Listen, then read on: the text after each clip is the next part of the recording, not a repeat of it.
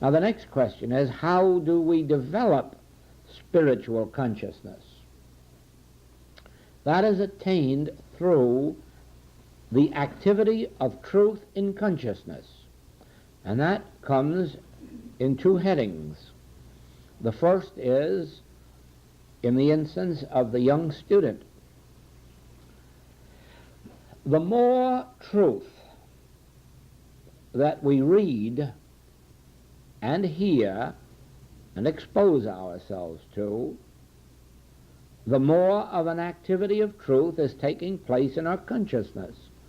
The more of scriptural statements that we can think about, the more of absolutely true metaphysical statements that we can think about.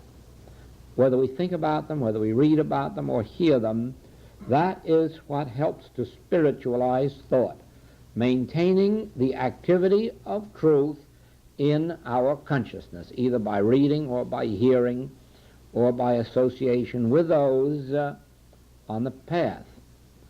And then, of course, the second and most important way is when, having gone through our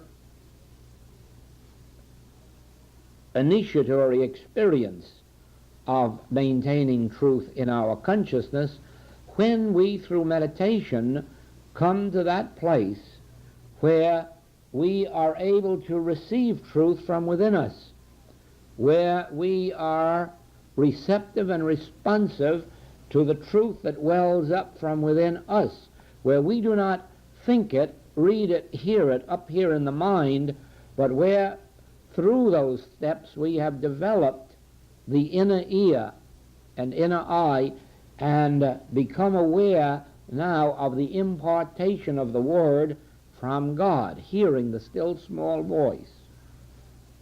That is the most important phase of activity of truth and consciousness, when truth is coming to our consciousness from within our own being.